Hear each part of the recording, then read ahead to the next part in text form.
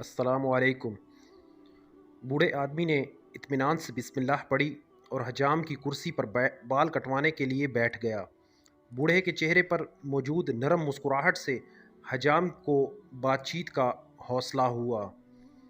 हजाम ने कहा, दुनिया में बहुत से मज़ाहिब खुदा को मानते हैं, लेकिन मैं खुदा के वजूद को नहीं मानता।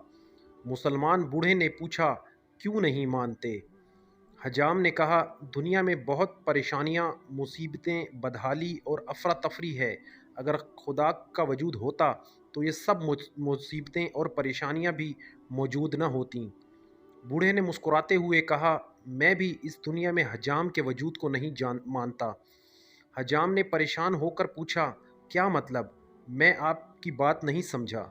बूढ़े ने हजाम की दुकान से बाहर गुजरते एक गंदे और लंबे बालों वाले शख्स की तरफ इशारा करके कहा, क्या तुम उस शख्स के लंबे और गंदे बाल देख रहे हो?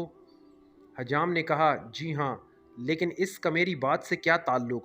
बूढ़े ने नरम लहजे में कहा, अगर हजाम होते तो लंबे और गंदे बालों वाले लोग भी ना होते। हजाम ने कहा, हम मौजूद हैं, लेकिन ऐसे लोग हमारे पास नहीं आते। बूढ़े ने मुस्कुराते हुए कहा, बिल्कुल, खुदा भी मौजूद है, लेकिन लोग हिदायत के लिए उसकी तरफ नहीं जाते, रुजू नहीं करते।